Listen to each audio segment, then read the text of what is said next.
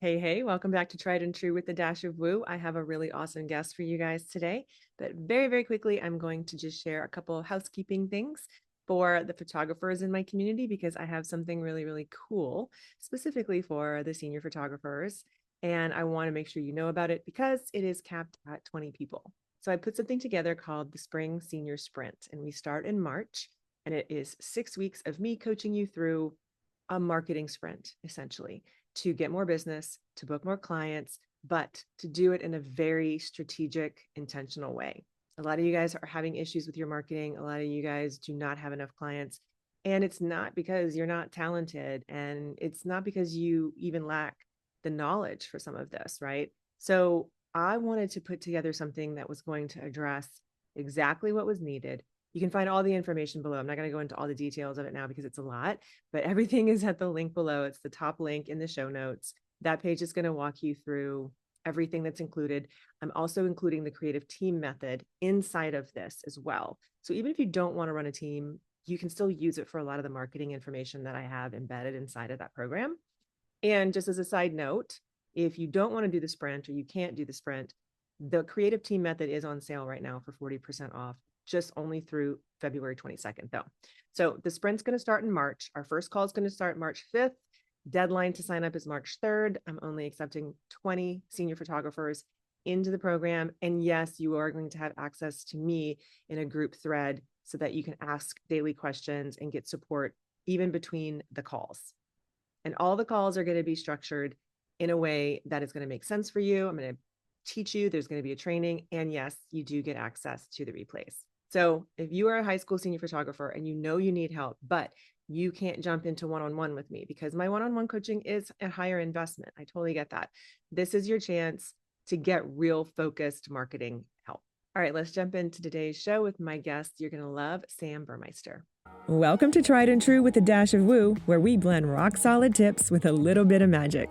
I'm Renee Bowen, your host, life and business coach, and professional photographer at your service. We are all about getting creative, diving into your business, and playing with manifestation over here. So, are you ready to get inspired and have some fun? Let's dive in.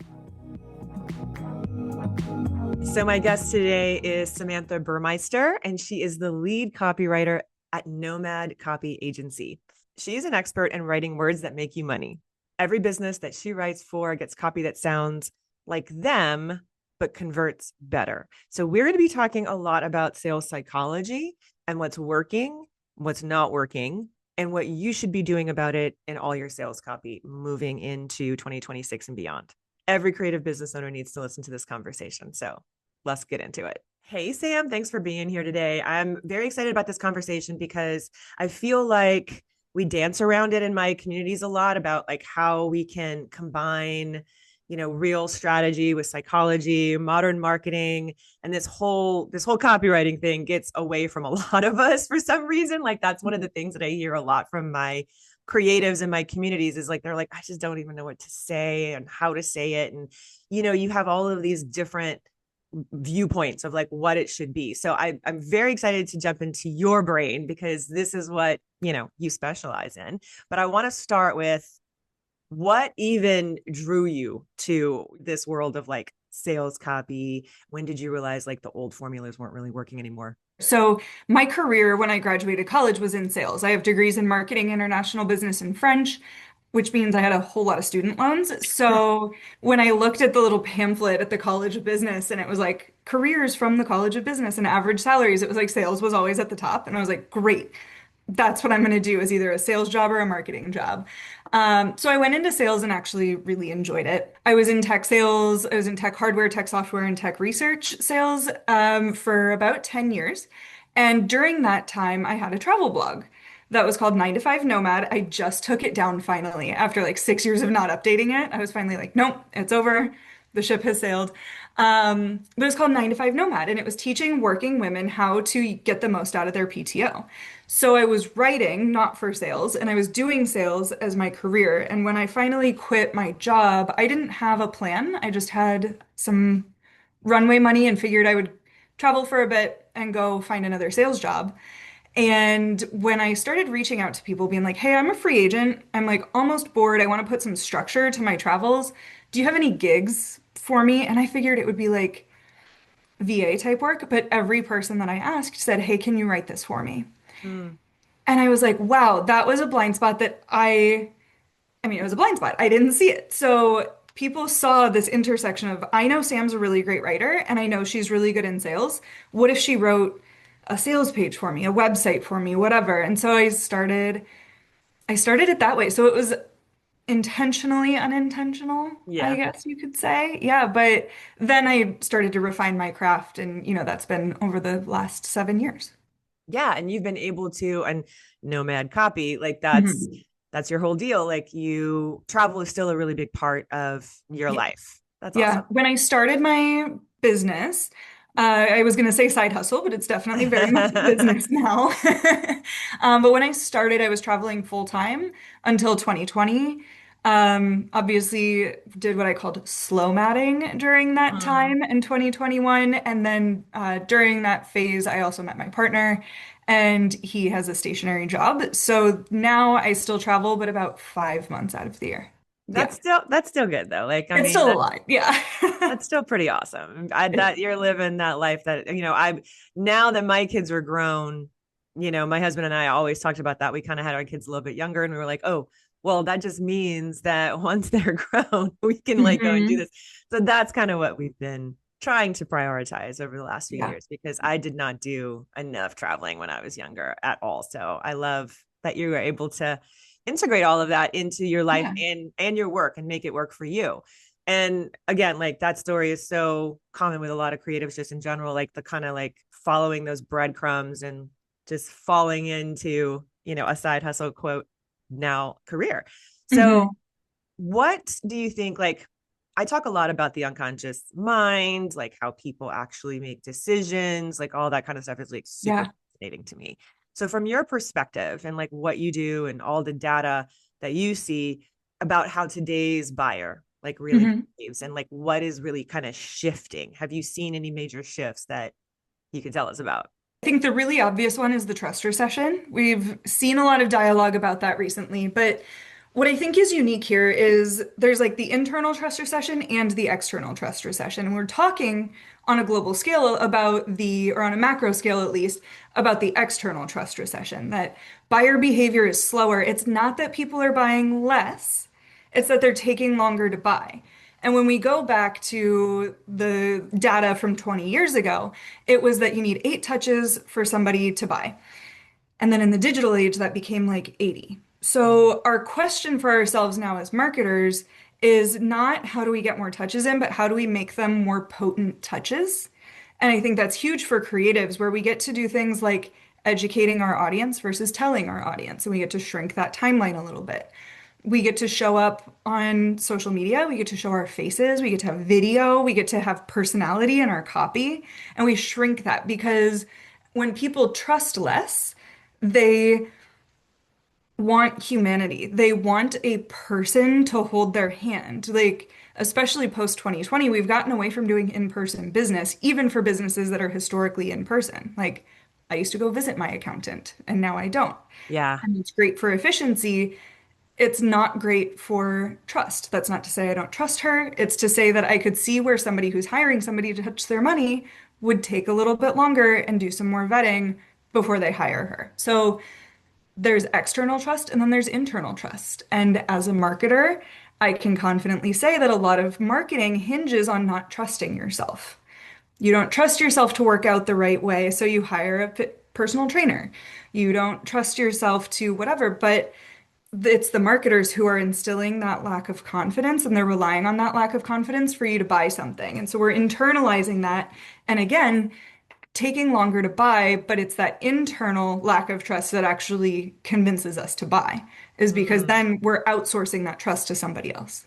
Right. So it's like that highlighting of that pain, Yeah, basically, like a huge like exactly. pain point marketing versus like aspirational marketing. I hear this conversation just a hmm lot in general.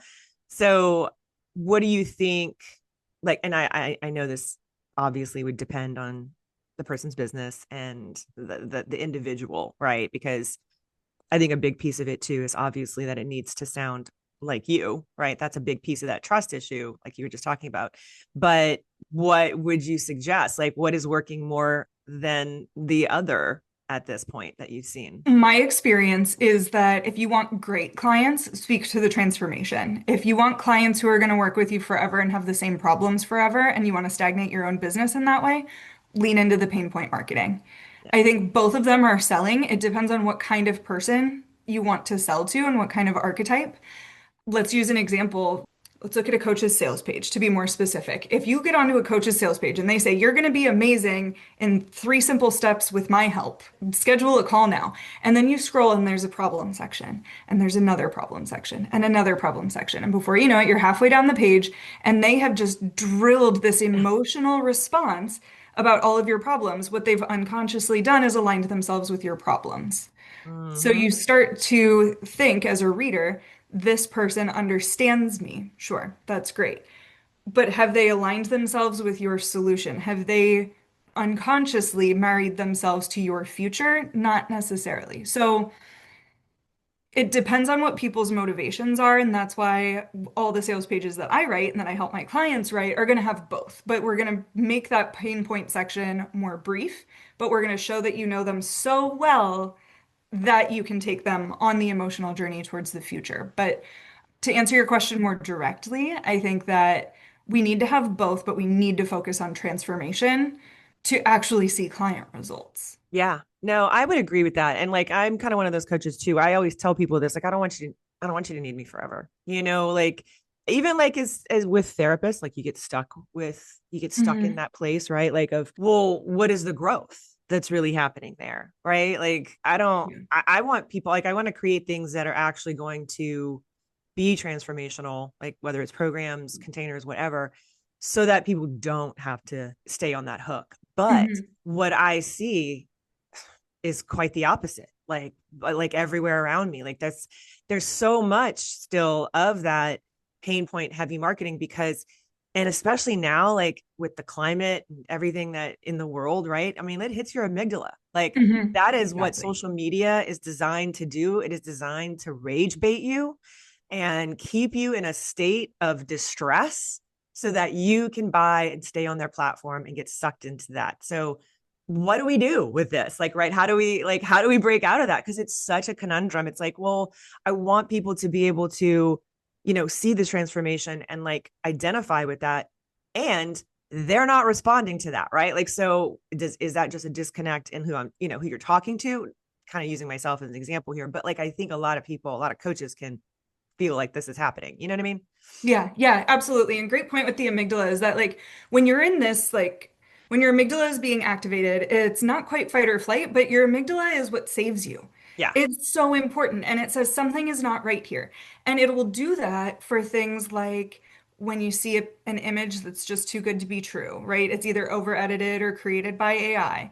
It's promises that you're just like they just can't keep that. They can't make Yeah. me a millionaire in 6 weeks. They can't like, how that's where your amygdala activates. So that's both visual and in copy to really break that down.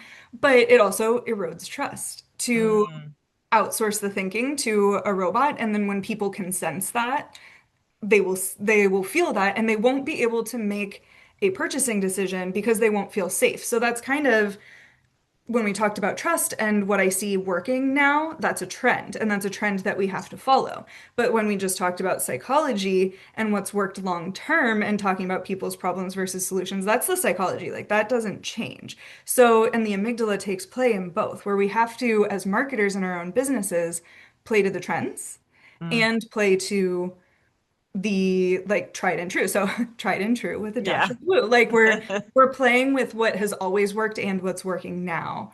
And it's a really big opportunity. It's fun.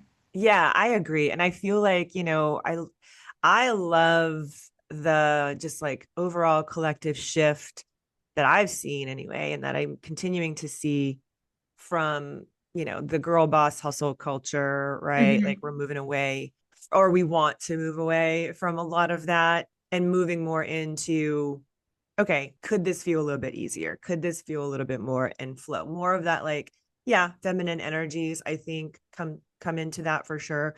but I feel like just like the energy of where we're at right now, just in Hmm. general, like globally, is shifting. And so it makes sense that all of this is going to shift along with it. So for those people who are sort of intuitive about that and in tune with like, okay, this is where I want to go with my sales copy, what are some things that we can start incorporating, or what do we need to like remember? I mean, obviously this is what you do, so like you guys should get in touch with her if you want Yeah. help with all this. But if they're sort of like DIYing and revising some of their sales pages, what are some things that they could be thinking of? Yeah, I think the first thing before you start writing sales copy is to understand your audience. So often we see business owners just create a new product because it's what they want to create versus what was asked of them. Well, how do you get your people to ask for something? Is you just ask them for feedback on what you currently have and ask them where the gaps are. You're not opening yourself up to get ripped apart. It's okay. As business owners, we have thick skin. You can ask them, what do you wish I had in this program? What is something that you wish I offered? What's a problem that you have that I don't solve?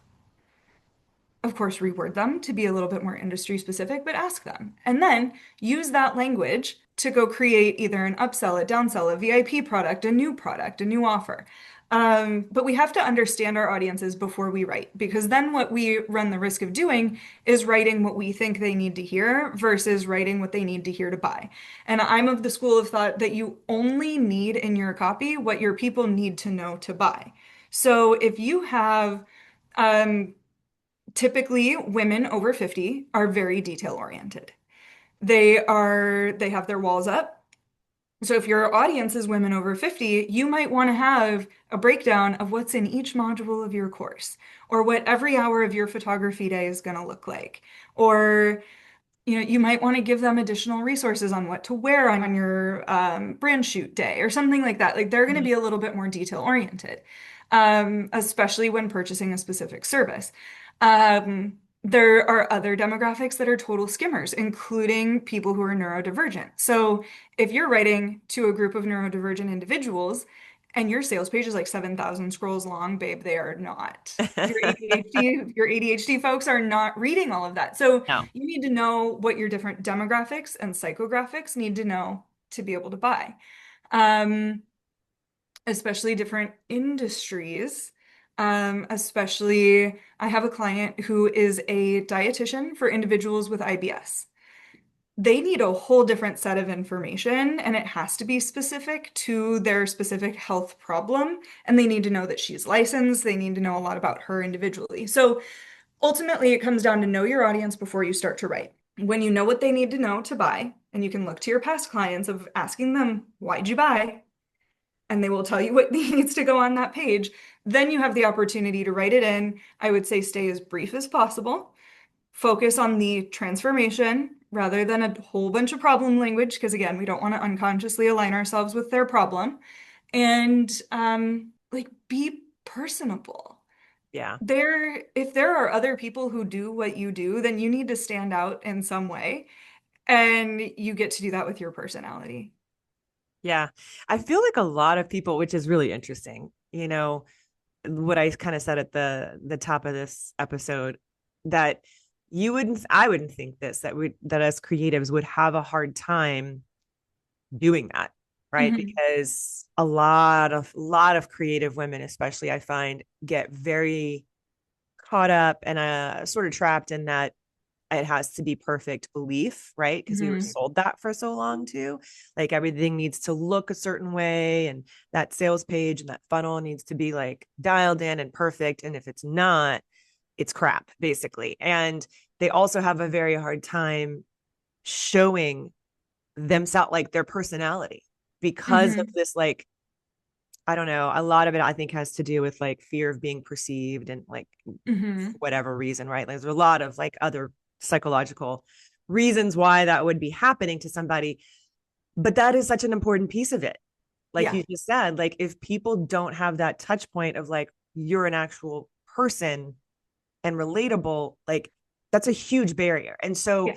what do you suggest, like with your clients, what do you see is how far do you want to go with that on your website, or like in certain places? Maybe it's just on your about page, or what are your suggestions, like letting people know what you really like stand for, like what's working with that right now? Because there's a lot of women, I would say 40s and 50s especially, who are like, I am not doing that because that is gonna, they're so afraid to repel.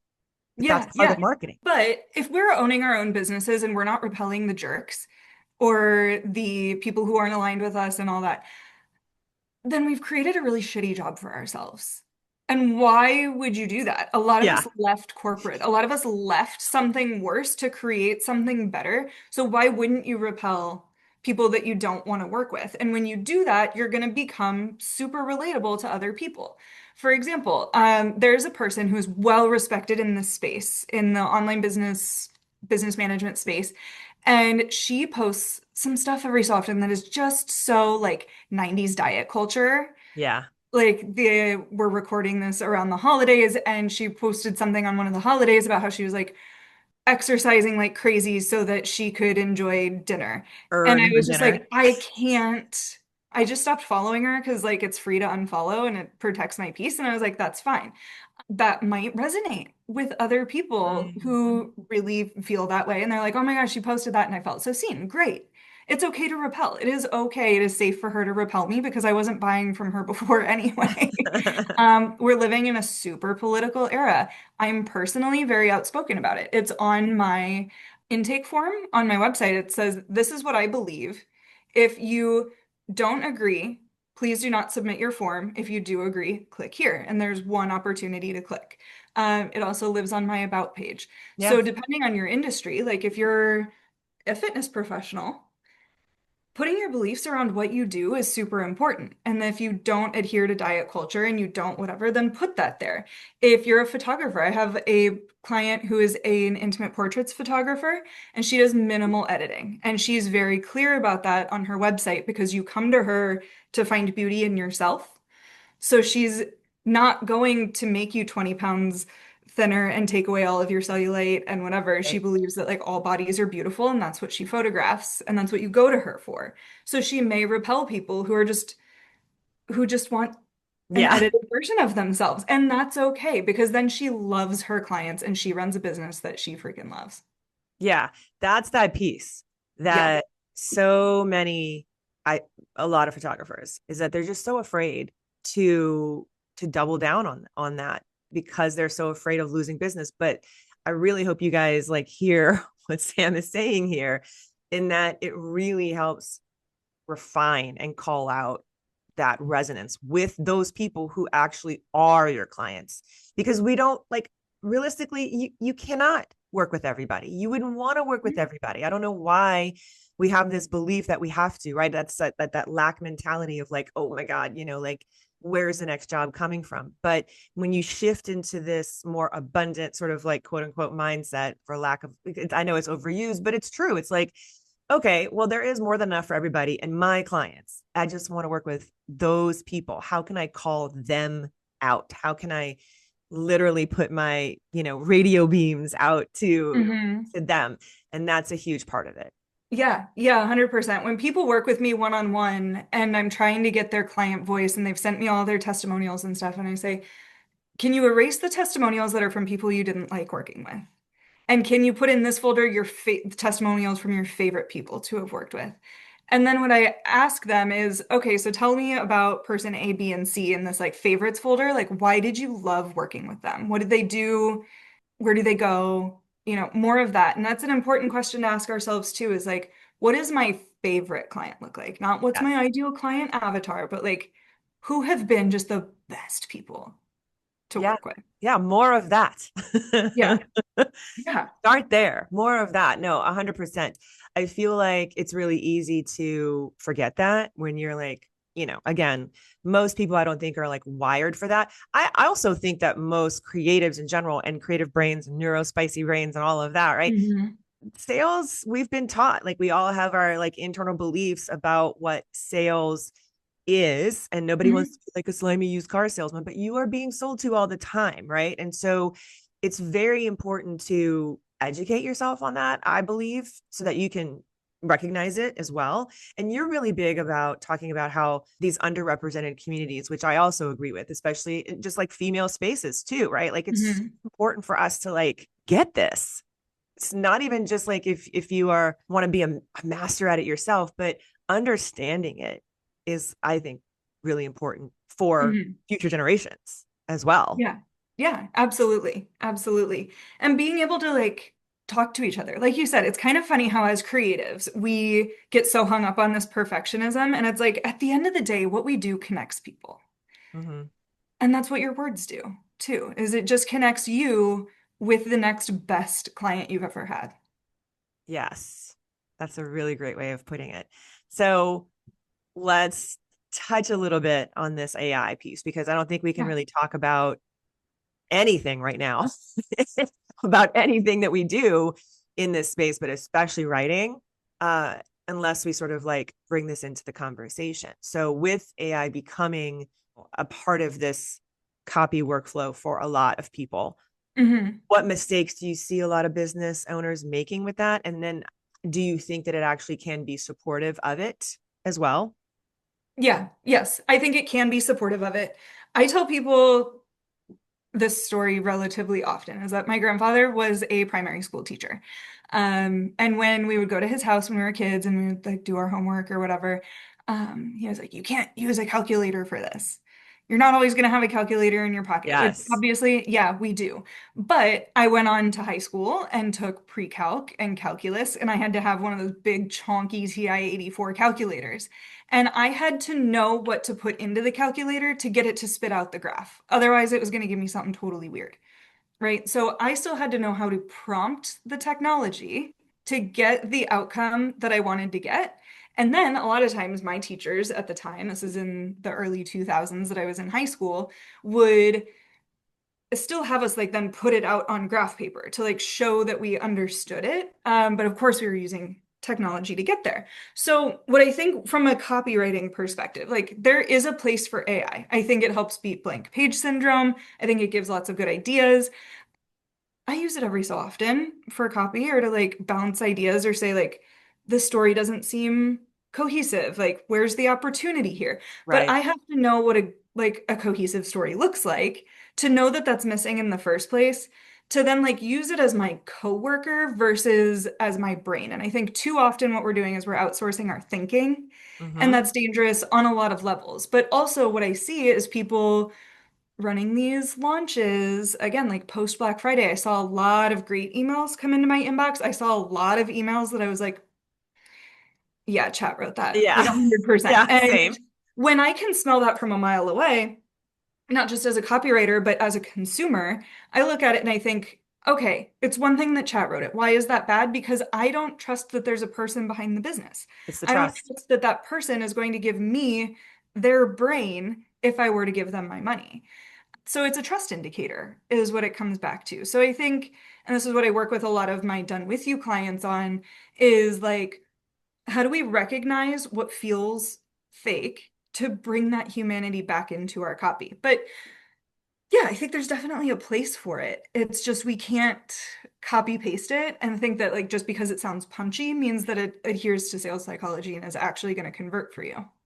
Yeah, for real. No, it is true. And I mean, and I've talked about it a lot on the podcast. I definitely use it as that as well, like a collaborator, coworker, sort of like check this, check that, right? I find that it can be really good for revision as well when it Hmm. comes to stuff like that or calling out. Like you have to train it though, like you said, to Yep. do that. Otherwise, it's just going to be a yes man. You have to Hmm. like actually train it to call those things out and not just tell you that everything you do is amazing. Like that is not helpful. Um, so I think that I like that perspective, and that's where I'm landing with this sort of like narrow intelligence is what you know what I mean. Like super intelligence is a whole other dialogue Sure. that is Right. I'm ready to protest in the streets about at this point. But I also think that this use of it and like the medical uses of it and things like that, I think that there Hmm. are some advances, right? But Yeah. yeah, I mean, the bottom line is that we're not in control of any of it either. And, that's where we have to be able to understand it enough, I think, just like Hmm. anything else. Like, I think we owe it to ourselves to at least understand what that is, also so that you can see it, like you said, in other people's copy. Like if it doesn't Right. feel right, there's probably a reason why. Right. It's going to send out those trust signals. Your amygdala is going to just be lit up and people aren't going to buy from you. And I think like this is, like you said, a very micro use case is like outsourcing something like a language learning model to do some writing for us. But like I use AI in other places all the time. I'm Yeah. asking the one that sits, I don't want to activate her, the one that sits on my kitchen counter, what the weather is today. I like that's an AI assistant. I use one to help me cut down my podcasts. Hmm. And cut out my filler words. Yes. Like that. So there's so many great use cases Yeah. for AI. But one of the fundamental things that we learned when we were kids in probably like third grade when we wrote our very first essays was there are three things that great writing does is it educates, it persuades, or it entertains. And if you stop thinking about how you can do that, then like what happens if all of that disappears one day? Hmm. Can you still entertain and persuade in your business? Like it's such an invaluable skill to have, and you practice it every day simply by like writing a nurture email or doing a launch. Yeah. No, for sure. Okay, so segueing into the launches because Hmm. that's a really big topic. For somebody who's listening who has a launch coming up, maybe, or just in general, they feel overwhelmed by the whole idea of it because that's very common as well.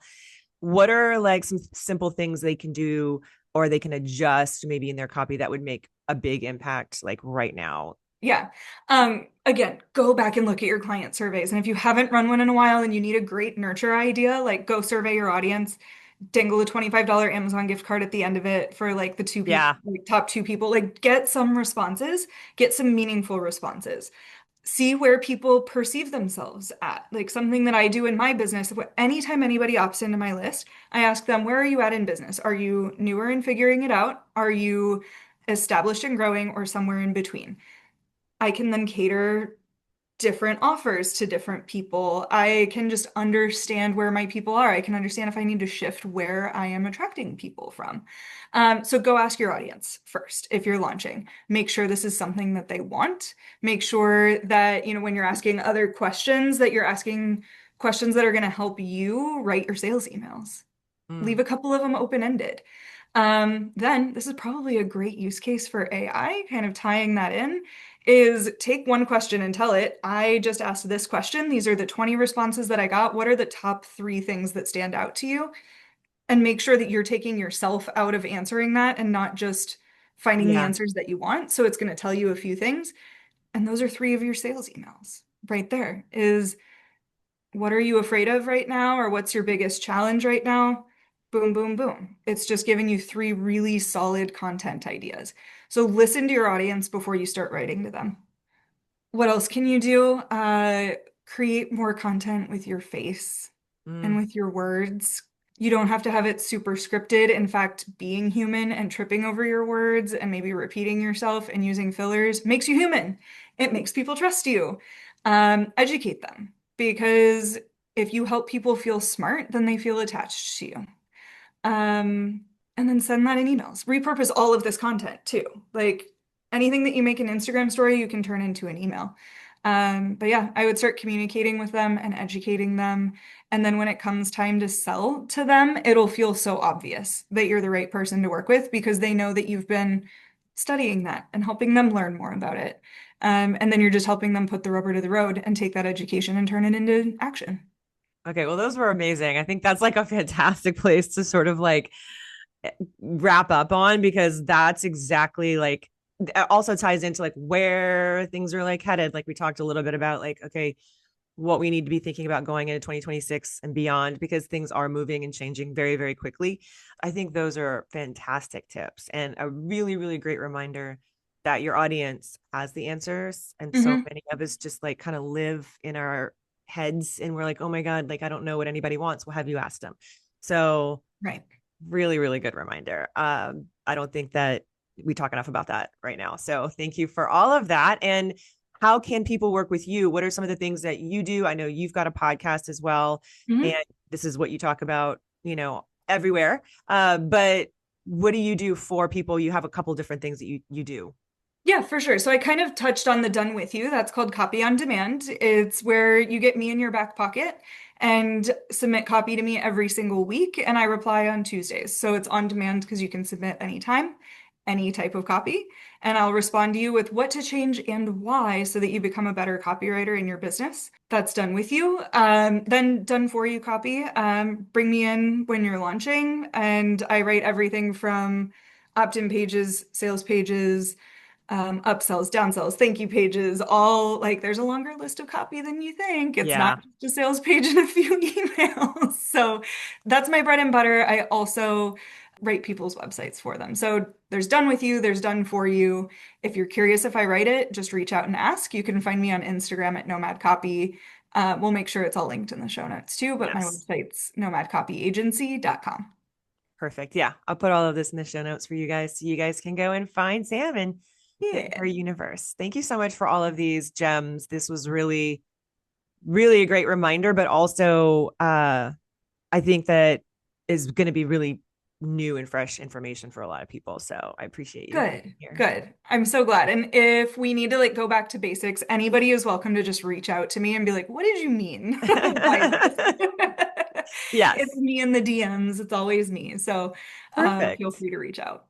I know you guys are walking away with a lot from this episode. I think that one of the main things that I would like to highlight for you is going back to what I said there at the end is that we really need to root into who we're talking to and that it's okay to repel people, right? There is this connotation and so many people, a lot of us have this people pleasing, like a lot of this is all trauma stuff, right? We were just programmed and we can decide now that we don't want to continue operating like that. So this is a really big piece of it, that mindset and that unconscious belief system that's still operating underneath all of this is that, yeah, you might consciously know that you need to be, speaking more to your true target client and you need to get even more specific about who that is. But you've got like this underpinning of like, well, what if this costs me business or what if I lose clients or whatever, right? You need to turn around and look at that and not just run away from it. Okay. So, like, this is the mindset piece of this episode that I want you to hear is that if that's coming up for you and you've got issues with being perceived, with, well, what if I say how I really feel? Is that going to trigger people? All of that kind of stuff. I would invite you to really explore that. Okay. Without judgment. That's not what this is about. Like, you need to look at it though, and not just kind of gloss over it and think that it's okay to continue operating like that, because it isn't, because we are moving into a completely different space online, in general, in business, like as creative business owners, you being the most you that you can possibly be unapologetically is not only what's going to resonate with your people and bring them right to you, it's also going to help you live a more fulfilled and happy life, right? Because why would you be doing something that didn't light you up? Okay. Like, you got into this business because you wanted to do things on your own terms. So why are you not doing that? So I would invite you to look at that little piece of it. And if you've got issues with that, get in touch with me. That is what I do inside of coaching. This is such a common thing that I see happening, like just across the board. You guys really are so amazing at what you do, right? I see so many talented people. And all you really need is a little bit of refinement as far as like your website, your copy, things like that. Like, you've got all these pieces. That missing piece of like not standing in your awesomeness and not like talking directly to your people, calling them out so that they like literally rise up and come right to you. That is what's holding you back. And so just an invitation for you to look at it. If this was triggering at all for you, then there's a reason why it was, right? So you got this. And Sam's got some really great tips. So definitely get in touch with her if you need help with that. Okay, guys, have a great rest of your week. Do something really good for yourself. Talk to you soon. Love you. Bye.